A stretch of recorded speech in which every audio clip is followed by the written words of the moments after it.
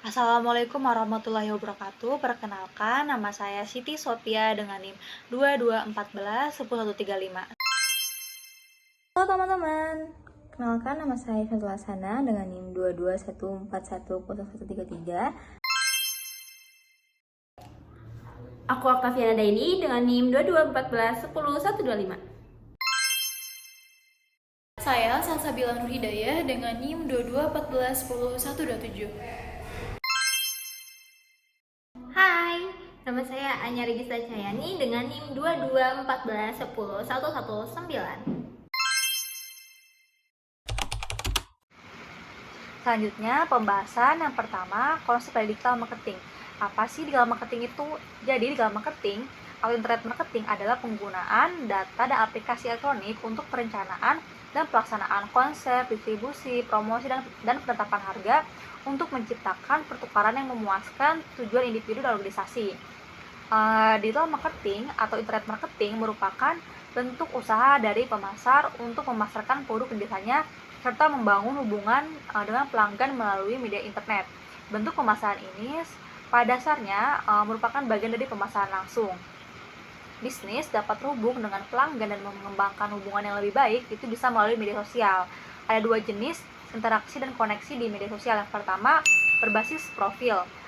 Juga dikenal sebagai platform media sosial yang dibangun di atas profil anggota, seperti Facebook, Twitter, dan WhatsApp adalah contoh platform media sosial yang mendorong pengguna untuk berkomunikasi satu sama lain berdasarkan niat tulus mereka. Yang kedua ada konten, seperti media sosial yang berfokus pada konten, diskusi, dan komentar terhadap konten yang disajikan. Tujuan utamanya adalah menghubungkan orang-orang yang menyukai konten profil, seperti YouTube, Instagram, dan Pinterest. Nah, selanjutnya sosial media marketing. Sosial media merupakan kombinasi antara ruang lingkup elemen dunia maya dan dalam produk-produk layanan online seperti blog, forum diskusi, chat room, email, website, dan juga kekuatan komunitas yang dibangun pada jaring sosial. Apa yang dikomunikasikannya di dalam yang memberikan efek power tersendiri karena akses pembangunnya berupa teknologi dan juga berbagai media interaksi yang dikomunikasikan dengan teks, gambar, foto, audio, juga video. Pemasaran melalui media sosial merupakan suatu strategi pemasaran yang bertujuan untuk memperoleh pengenalan merek dan berkomunikasi dengan konsumen melalui media sosial, termasuk ada gambar dan video, di mana produk menjadi fokus utama dari kampanye pemasaran tersebut. Terdapat 5 indikator pemasaran media sosial yang pertama, ada komunitas online, di mana perusahaan dapat memanfaatkan media sosial untuk membuat kelompok atau komunitas orang yang memiliki minat atau potensial menjadi pelanggan produk yang ingin dipasarkan. Di dalam komunitas tersebut, anggota dapat saling berbagi informasi dan saling mendorong untuk memajukan usaha. Yang kedua ada interaksi, yang memiliki peran penting dalam komunikasi melalui media sosial. Dengan adanya interaksi ini, perusahaan dapat memantau antusiasme para pengguna terhadap produk. Yang ketiga ada berbagi konten, yang memungkinkan pengguna media sosial untuk berbagi foto, video, statistik, dan informasi terbaru. Yang keempat, aksesibilitas, yang fokus pada kemudahan akses dan biaya yang terjangkau untuk menggunakan media sosial. Yang kelima, kredibilitas, yang mencerminkan penyampaian pesan yang tepat untuk membangun kepercayaan konsumen terhadap segala hal yang dikomunikasikan dan dilakukan yang terkait secara emosional dengan kebutuhan dan keinginan target atau konsumen. Salah satu media sosial yang saat ini telah banyak digunakan pengusaha dalam menunjang kegiatan promosinya adalah aplikasi WhatsApp Business. WhatsApp merupakan sebuah platform pesan yang dapat memungkinkan para penggunanya untuk berkomunikasi tanpa dikenakan biaya. WhatsApp memiliki peran penting dalam meningkatkan usaha, diantaranya sebagai alat untuk mempromosikan dan memasarkan produk, memperluas jangkauan usaha, serta memonitor sistem pengiriman. Salah satu cara WhatsApp Business membantu dalam hal ini adalah dengan menyediakan fitur katalog produk dan layanan yang memungkinkan pengguna untuk menampilkan produk secara lebih terstruktur, membantu pengguna dalam terhubung dengan pelanggan, dan menjawab pesan secara cepat dengan menggunakan fitur-fitur otomatis dan penyortiran pesan. Selain penggunaan media sosial, kegiatan promosi juga dapat didukung dengan marketing kit. Media promosi yang disebut marketing kit memberikan informasi yang terperinci tentang produk dan jasa yang berfungsi untuk meningkatkan penjualan. Marketing kit sangat berguna bagi pengusaha karena menghemat waktu dan usaha dalam menjelaskan produk dan jasa yang ditawarkan. Salah satu contoh marketing kit adalah Canva. Canva merupakan sebuah aplikasi atau situs web yang menyediakan berbagai alat untuk membuat desain grafis dan publikasi secara online. Selain itu, Canva juga menyediakan ribuan template yang dapat digunakan dengan mudah oleh pemula. Canva dapat memanfaatkan berbagai template yang dapat membantu pengusaha untuk menampilkan informasi tentang produk, termasuk misalnya isinya itu kita dapat kasih logo, kartu nama, flyer, brosur, dan poster. Dengan memanfaatkan Canva, pengusaha dapat membuat desain-desain yang menarik dan profesional untuk mempromosikan usahanya dalam menarik minat calon pembeli. Nah, selanjutnya yaitu konsep dasar konten digital marketing yang sesuai syariah. Yang pertama, definisi konten digital marketing syariah. Digital marketing syariah merupakan suatu kegiatan pemasaran produk ataupun jasa yang dilakukan secara digital sesuai dengan akad serta prinsip-prinsip syariah dan muamalah dalam Islam. Misalnya dalam kegiatan digital tidak diperbolehkannya mengandung riba atau bunga. Kegiatan di dunia maya tidak mengandung maisir atau judi. Kegiatan yang menyangkut pembuatan dan atau penjualan produk haram dilarang. Dan larangan dalam kegiatan mengandung unsur gharar atau ketidakpastian. Strategi marketing syariah harus mengedepankan prinsip maqasid syariah, yaitu memelihara agama, memelihara jiwa, memelihara akal, memelihara nasib atau keturunan, dan memelihara harta. Strategi digital marketing dari perspektif Islam mencakup penerapan strategi marketing yang sesuai dengan prinsip-prinsip Islam dan syariah. Beberapa langkah yang dapat diambil dalam strategi digital marketing dari perspektif Islam yaitu yang pertama, membuat situs web dan akun media sosial. Yang kedua, branding. Yang ketiga, sosial media marketing. Yang keempat, konten marketing. Yang kelima, email marketing. Dan yang keenam, layanan konsultan dan dukungan. Nah, konten digital marketing syariah adalah segala bentuk konten digital yang digunakan dalam kegiatan pemasaran yang berlandaskan pada prinsip-prinsip syariah Islam. Konten ini tidak hanya bertujuan untuk mempromosikan produk atau jasa, tapi juga harus memenuhi nilai-nilai etika dan moral yang diajarkan dalam Islam. Dengan kata lain, konten digital marketing syariah haruslah halal, baik, dan bermanfaat bagi masyarakat. Nah, yang kedua, implementasi prinsip syariah dalam konten digital marketing. Marketing online yang sesuai dengan syariah dapat diimplementasikan dengan mengikuti beberapa petunjuk dalam Al-Quran mengenai etika perdagangan, penjualan, atau pemasaran. Di antaranya yang pertama, jaminan produk. Suatu produk yang dipasarkan oleh perorangan maupun perusahaan harus terjamin produknya baik dari segi kualitas bahan, kualitas pengolahan, kualitas penyajian, serta aspek non-material, mencakup halal dan haramnya suatu produk baik berupa barang ataupun jasa. Yang kedua, manfaat produk. Produk bermanfaat yaitu yang apabila proses produksinya benar dan baik sesuai ayat Al-Quran. Nah, yang ketiga, sasaran produk. Pemasaran produk harus tepat sesuai dengan sasaran atau customer, yaitu produk baik, barang maupun jasa yang tidak membahayakan bagi para konsumen, baik dari sisi kesehatan maupun moral. Produk berupa makanan yang halal dan baik karena konsumsi yang dapat mengantarkan manusia kepada ketakwaan harus memenuhi 3 syarat. Yang pertama, materi yang halal. Yang kedua, proses pengolahan yang bersih atau tahara. Dan yang ketiga, penyajian yang islami. Di digital marketing syariah ini terdapat 8 prinsip. Yang pertama adalah prinsip kejujuran atau as-siddiq dan transparansi yang merupakan pilar utama dalam etika bisnis Islam.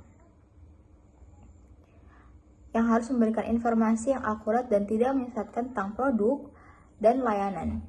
Dalam praktik digital marketing, yang mendeskripsikan produk dengan jujur, menampilkan alasan pelanggan dengan sebenarnya, dan menghindari klaim yang berlebihan. Sehingga demikian, konsumen merasa percaya dan yakin untuk membeli dan mendapatkan apa yang dijanjikan. Nah, yang kedua itu ada prinsip keadilan, yaitu al-adl. Sangat penting dalam memastikan bahwa semua transaksi dilakukan secara adil dan tidak merugikan salah satu pihak, dan yang harus menetapkan harga wajar dan memberikan layanan purna jual yang baik. Misalnya, kebijakan pengembalian barang dan garansi harus jelas dan adil. Memastikan bahwa konsumen dapat diperlakukan dengan baik. Strategi digital marketing dapat mencakup transparansi harga dan informasi produk yang lengkap di situs web dan platform e-commerce. Keadilan menekankan pada pemahaman tentang memperoleh sesuatu sesuai dengan haknya. Oleh karena itu, segala transaksi yang dilakukan dalam rangka memenuhi rasa keadilan seperti transparansi, jujur, wajar, dan tidak berlebihan, keadilan akan melahirkan keseimbangan dan harmonisasi dalam sirkulasi harta, di mana kekayaan dan bisnis tidak hanya menumpuk pada sebagian pihak. Terdapat pada Quran Surat Al-Hasyr ayat 7. Nah, yang ketiga ada kemanfaatan atau al-ihsan. Dan kebajikan juga merupakan prinsip kunci dalam pemasaran Islam. Harus berusaha memberikan manfaat nyata kepada konsumen melalui produk berkualitas tinggi dan konten edukasi yang berguna. Dalam digital marketing, ini bisa diwujudkan melalui konten di media sosial yang tidak hanya berfokus pada penjualan, tetapi juga memberikan informasi bermanfaat dan dapat membantu konsumen dalam kehidupan sehari-hari. Nah, prinsip yang keempat adalah prinsip kebolehan atau ibahah. Nah, prinsip ini memberikan kebebasan bagi perilaku pemasar untuk melakukan bisnis apapun, kecuali kalau ada dalil yang secara tegas melarang transaksi tersebut. Nah, dalam prinsip ini, dinamisasi kebutuhan manusia diakomodasi. Manusia sebagai pelaku ekonomi diberikan kebebasan untuk melakukan aktivitas bisnis dan tidak dapat melakukan hal-hal yang bertentangan dengan prinsip syariah, baik yang berkaitan dengan zatnya, proses, maupun pemanfaatannya. Nah, prinsip yang kelima yaitu prinsip kehendak bebas atau al-hurriyah. Kebebasan adalah fitrah dan kontribusi yang diberikan Islam kepada manusia. Berdasarkan prinsip ini, manusia sebagai pelaku pemasar diberikan wewenang melakukan kegiatan bisnis dengan cara membuat akad dan janji antar satu dengan yang lainnya, di mana akad ini berkonsekuensi terhadap objek transaksi dan masing-masing pihak berkewajiban memenuhi janjinya tersebut.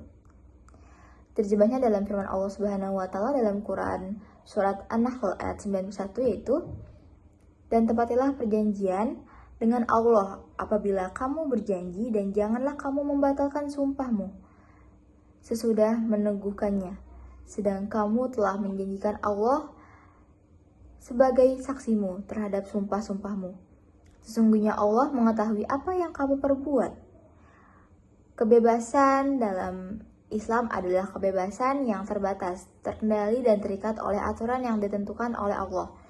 Menurut Muhammad Nakuib Al-Atas, kebebasan manusia dapat dilancarkan sejak terjadinya perjanjian primordial yang diucapkan oleh setiap individu di hadapan Sang Pencipta, yang isinya adalah pengakuan seorang hamba akan rububiyah Allah semata atas dirinya dan semua alam.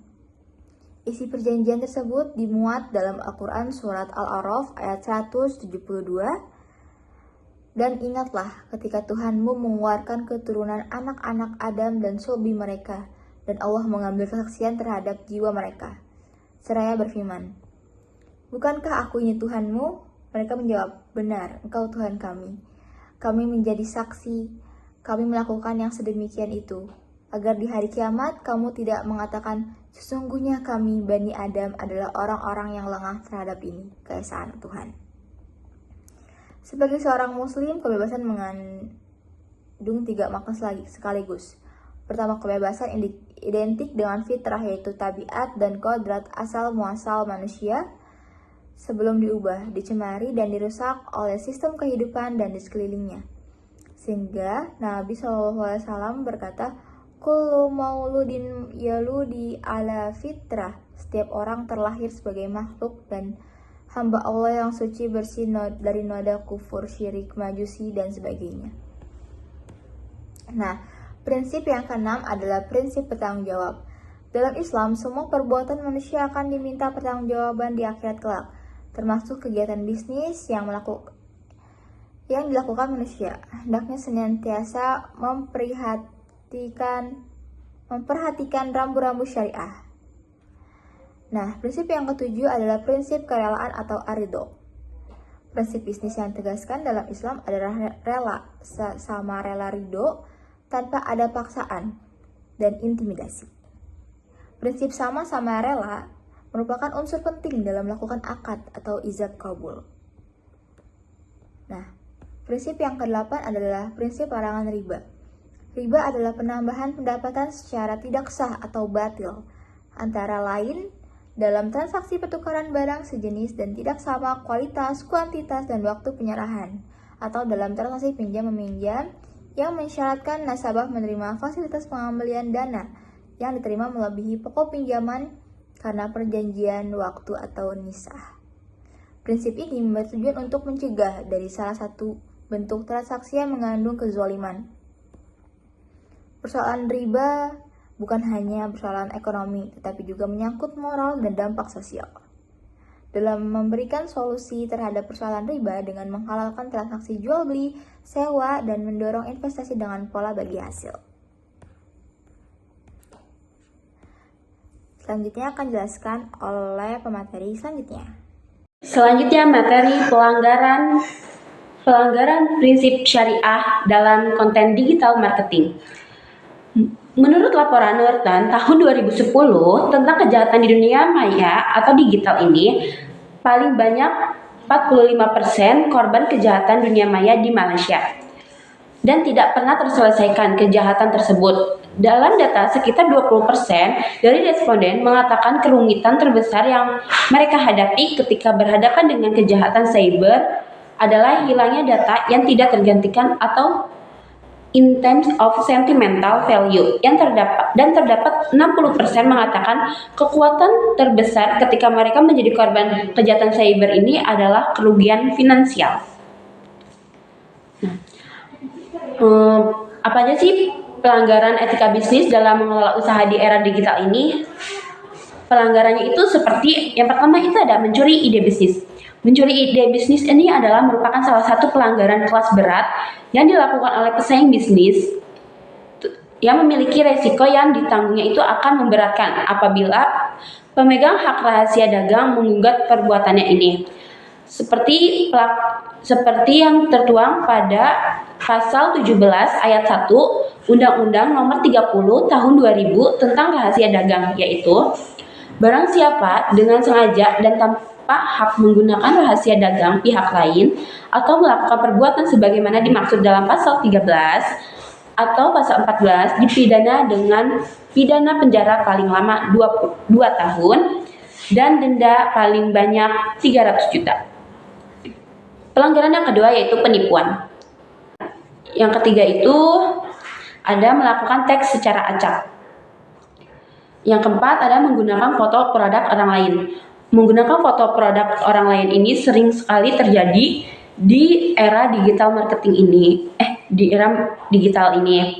Karena sering sekali banyak toko-toko yang menggunakan foto produk orang lain untuk dijual di tokonya masing-masing. Ini merupakan pelanggaran hak cipta juga.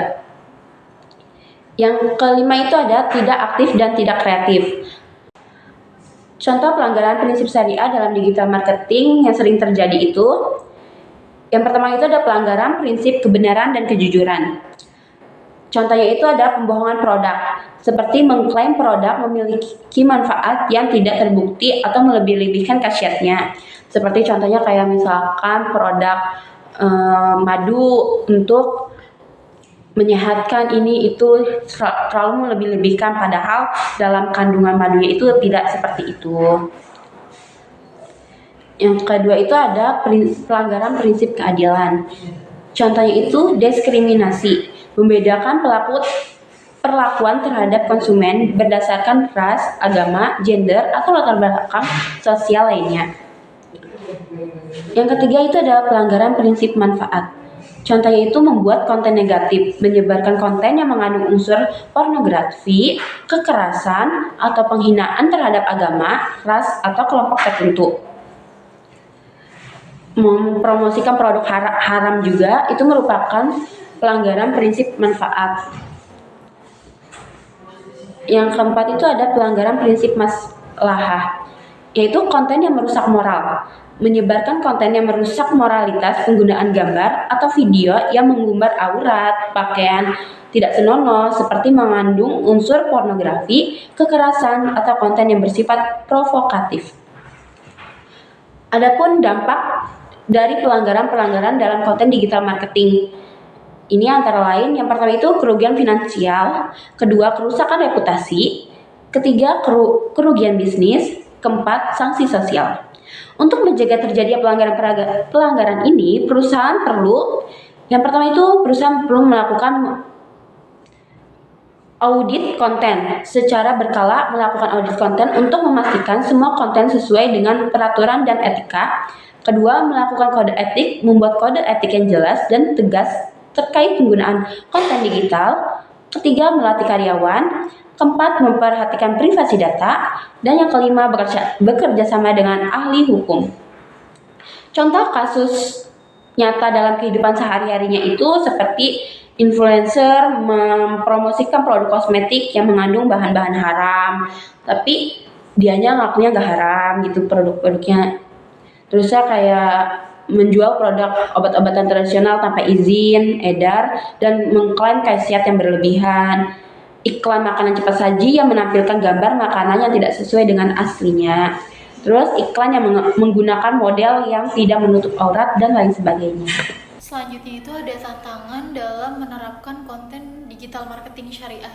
Perkembangan teknologi digital yang pesat telah membuka peluang yang sangat luas bagi pelaku bisnis untuk menjangkau pasar yang lebih luas dan beragam. Kemudian akses internet dan platform digital telah mengubah lanskap persaingan bisnis secara signifikan. Namun, bagi pelaku bisnis yang berkomitmen pada prinsip-prinsip syariah, tantangan yang dihadapi justru semakin kompleks. Penerapan konten digital marketing syariah bukan sekedar mengikuti tren semata, melainkan memerlukan pemahaman yang mendalam tentang nilai-nilai Islam dan bagaimana nilai-nilai tersebut dapat diimplementasikan secara konsisten dalam dunia digital yang dinamis ini. Hal ini menuntut para pelaku bisnis untuk tidak hanya menguasai aspek teknis digital marketing, tetapi juga memiliki pemahaman yang kuat tentang etika bisnis Islam. Yang pertama itu definisi syariah yang dinamis dan interpretasi yang beragam. Konsep syariah dalam konteks digital marketing bukanlah suatu hal yang statis, melainkan dinamis dan terus berkembang seiring dengan perubahan zaman dan teknologi. Interpretasi terhadap prinsip syariah dalam ranah digital ini seringkali beragam di antara para ulama dan kalangan masyarakat. Perbedaan pemahaman ini dapat disebabkan oleh berbagai faktor, mulai dari perbedaan mazhab, metodologi ijtihad, hingga tingkat pemahaman terhadap teknologi digital itu tersendiri. Munculnya platform dan fitur yang baru terus-menerus menghadirkan dilema baru terkait kehalalan ataupun keharaman suatu tindakan dalam pemasaran digital, semakin memperumit persoalan ini. Sebagai contoh, penggunaan algoritma dalam menargetkan audiens ataupun pemanfaatan data pribadi konsumen untuk personalisasi iklan telah muncul pertanyaan-pertanyaan baru mengenai etika bisnis dalam Islam. Yang kedua itu regulasi yang belum matang dan spesifik. Salah satu tantangan utama dalam penerapan konten digital marketing syariah adalah kurangnya kerangka hukum yang jelas dan komprehensif. Di banyak negara termasuk Indonesia, regulasi terkait pemasaran digital yang berbasis syariah masih dalam tahap perkembangan dan belum cukup spesifik untuk memberikan panduan yang jelas bagi pelaku bisnis. Ketiadaan regulasi yang memadai ini seringkali membuat pelaku bisnis merasa kebingungan dan kesulitan dalam menerapkan prinsip-prinsip syariah secara konsisten. Akibatnya, banyak pelaku bisnis yang ragu-ragu dalam mengambil keputusan terkait strategi pemasaran digital mereka karena takut melanggar ketentuan syariah. Bahkan jika ada regulasi yang ada, seringkali terjadi perbedaan interpretasi di antara para pembuat kebijakan, penegak hukum, dan pelaku bisnis. Nah, perbedaan interpretasi ini dapat disebabkan oleh berbagai faktor, seperti perbedaan pemahaman terhadap prinsip syariah, kepentingan politik, ataupun tekanan dari kelompok kepentingan tertentu. Ketidakpastian hukum ini menciptakan lingkungan bisnis yang tidak kondusif bagi pertumbuhan pemasaran digital syariah. Yang ketiga ini persaingan bisnis yang ketat. Dalam lanskap bisnis modern yang semakin kompetitif, pelaku bisnis yang ingin menerapkan prinsip syariah dalam pemasaran digitalnya seringkali dihadapkan pada tekanan yang kuat untuk meraih keuntungan sebesar-besarnya. Nah, untuk mencapai target penjualan yang tinggi, tidak jarang pelaku bisnis tergoda untuk mengabaikan prinsip-prinsip syariah yang membatasi praktik bisnis tertentu. Misalnya, penggunaan taktik pemasaran yang agresif, penawaran diskon yang tidak wajar, atau bahkan manipulasi informasi produk demi menarik konsumen. Seringkali dilakukan tanpa mempertimbangkan implikasi etisnya. Selain itu, persaingan yang ketat juga membuat konsumen semakin sulit membedakan antara produk atau jasa yang benar-benar sesuai dengan prinsip syariah dengan yang hanya mengklaim demikian. Banyak pelaku bisnis yang memanfaatkan tren produk syariah untuk menarik konsumen tanpa benar-benar memiliki komitmen terhadap nilai-nilai syariah. Hal ini menyebabkan kebingungan di kalangan konsumen dan merusak kepercayaan mereka terhadap produk-produk yang mengklaim sebagai produk syariah. Yang keempat ini ada keterbatasan sumber daya. Salah satu tantangan signifikan yang dihadapi pelaku bisnis dalam menerapkan konten digital marketing syariah adalah keterbatasan sumber daya manusia yang kompeten. Tidak semua pelaku bisnis memiliki tenaga ahli yang memahami secara mendalam baik prinsip-prinsip syariah maupun strategi pemasaran digital. Kurangnya tenaga ahli ini membuat sulit bagi pelaku bisnis untuk mengembangkan konten yang relevan, menarik, dan sekaligus sesuai dengan nilai-nilai syariah. Selain itu, kekurangan pemahaman tentang teknologi digital yang semakin kompleks juga menjadi kendala tersendiri. Selain keterbatasan sumber daya manusia, biaya yang tinggi juga menjadi kendala dalam pengembangan konten digital marketing syariah. Pengembangan konten yang berkualitas dan sesuai dengan prinsip-prinsip syariah seringkali membutuhkan biaya yang lebih besar dibandingkan dengan konten konvensional. Nah, hal ini disebabkan oleh beberapa faktor, seperti pertumbuhan untuk melakukan riset yang mendalam, melibatkan para ahli agama, serta penggunaan platform dan teknologi yang lebih canggih. Akibatnya, banyak pelaku bisnis, terutama UMKM, yang kesulitan untuk mengalokasikan anggaran yang cukup untuk kegiatan pemasaran digital syariah. Kelima itu perubahan perilaku konsumen.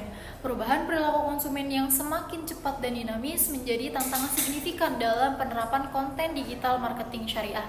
Konsumen saat ini tidak hanya sekedar mencari produk atau jasa yang memenuhi kebutuhan mereka, tetapi juga menuntut produk yang sesuai dengan nilai-nilai dan prinsip-prinsip yang mereka anut, termasuk nilai-nilai syariah. Penelitian oleh Hamid menunjukkan bahwa konsumen semakin cerdas dan kritis dalam memilih produk atau jasa. Tidak hanya mempertimbangkan kualitas produk, tetapi juga memperhatikan proses produksinya, etika bisnis perusahaannya, serta dampak sosial dari produk yang mereka konsumsi. Selain itu, dengan mudahnya akses terhadap informasi dari berbagai sumber, konsumen memiliki kemampuan yang baik untuk membandingkan berbagai produk dan merek. Hal ini membuat persaingan di pasar semakin ketat dan pelaku bisnis dituntut untuk terus berinovasi dan meningkatkan kualitas produk serta layanan mereka. Perkembangan teknologi digital yang begitu pesat juga turut mempengaruhi perilaku konsumen. Nah, munculnya berbagai platform sosial media baru, aplikasi pesan instan, dan teknologi lainnya telah mengubah cara konsumen berinteraksi dengan merek. Konsumen kini lebih aktif dalam mencari informasi dan berbagai pengalaman dengan sesama konsumen melalui media sosial. Dan tantangan yang terakhir ini ada tantangan teknis. Dalam era digital yang semakin kompleks, pelaku bisnis yang ingin menerapkan prinsip syariah dalam pemasaran digitalnya dihadapkan pada berbagai tantangan teknis. Salah satu tantangan utama adalah algoritma platform digital yang seringkali tidak transparan. Nah, algoritma ini berperan penting dalam menentukan konten apa yang ditampilkan kepada penggunanya. Kurangnya transparansi mengenai cara kerja algoritma ini menyulitkan pelaku bisnis untuk menargetkan audiens yang tepat dan menyampaikan pesan yang sesuai dengan prinsip syariah. Akibatnya, upaya pemasaran digital yang dilakukan mungkin tidak efektif ataupun bahkan berpotensi menjangkau audiens yang tidak sesuai dengan target pasar yang diinginkannya. Selanjutnya adalah solusi mengatasi tantangan penerapan konten digital marketing syariah. Yang pertama ada penguatan literasi digital. Jadi penguatan literasi digital syariah merupakan fondasi yang kokoh dalam membangun ekosistem pemasaran digital yang berlandaskan nilai-nilai Islam. Pendidikan dan pelatihan yang intensif menjadi kunci utama dalam membekali pelaku bisnis, terutama UMKM, dengan pemahaman mendalam tentang prinsip-prinsip syariah dalam konteks digital marketing. Kemudian kerjasama yang sinergis antara lembaga pendidikan, pelaku bisnis, dan ulama sangat krusial dalam menghasilkan kurikulum yang relevan dan up to date. Kemudian pengembangan platform pembelajaran online yang interaktif juga berperan penting dalam memperluas akses masyarakat terhadap informasi dan pengetahuan tentang digital marketing syariah. Dengan demikian, pelaku bisnis dapat menciptakan konten yang tidak hanya inovatif dan menarik, tetapi juga selaras dengan nilai-nilai Islam, sehingga mampu membangun kepercayaan konsumen dan memperkuat posisi merek di pasar. Nah, yang kedua, ada pengembangan regulasi yang komprehensif. Jadi, ketiadaan regulasi yang komprehensif dan spesifik menjadi salah satu penghambat utama dalam pengembangan pemasaran digital syariah. Tanpa adanya kerangka hukum yang jelas, pelaku bisnis seringkali menghadapi ketidakpastian dalam menjalankan aktivitas pemasarannya. Hal ini dapat menghambat pertumbuhan industri dan mengurangi kepercayaan konsumen terhadap produk dan layanan yang mengklaim berlandaskan prinsip syariah. Untuk mengatasi permasalahan ini diperlukan kolaborasi multi pihak yang melibatkan pemerintah, pelaku bisnis utama, dan akademis dalam merumuskan regulasi yang komprehensif. Regulasi tersebut harus mencakup aspek-aspek seperti perlindungan konsumen, etika bisnis, dan standar produk halal dalam dunia digital.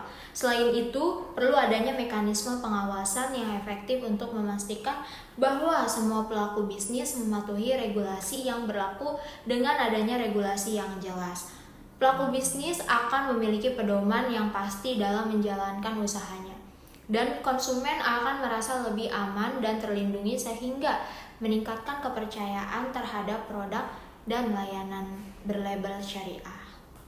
Yang ketiga, penguatan ekosistem bisnis syariah. Pengembangan ekosistem bisnis syariah yang kuat sangat penting untuk mendukung pertumbuhan pemasaran digital syariah.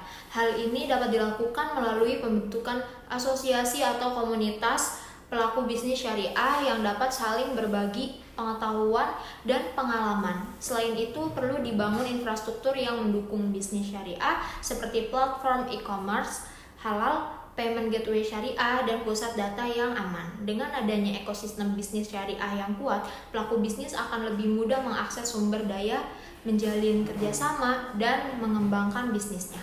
Kemudian yang keempat, peningkatan transparansi algoritmanya. Kurangnya transparansi algoritma platform digital menjadi salah satu tantangan terbesar yang dihadapi pelaku bisnis syariah dalam upaya menargetkan audiens yang tepat. Algoritma yang kompleks dan seringkali bersifat tertutup membuat pelaku bisnis sulit untuk memahami bagaimana platform digital menentukan konten mana yang akan ditampilkan kepada pengguna.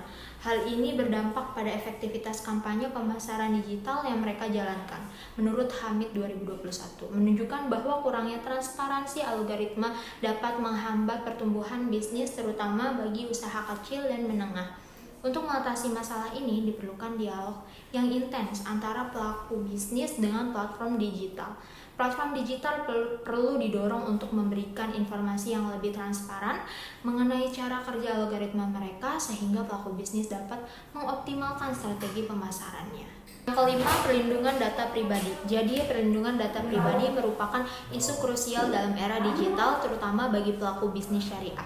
Dalam konteks bisnis syariah, perlindungan data pribadi tidak hanya menjadi kewajiban hukum, tetapi juga merupakan manifestasi dari nilai-nilai amanah dan keadilan. Pelaku bisnis syariah harus memastikan bahwa data pribadi konsumen yang dikumpulkan dan digunakan dalam kegiatan pemasaran digital dikelola dengan penuh tanggung jawab dan dilindungi dari segala bentuk penyalahgunaan.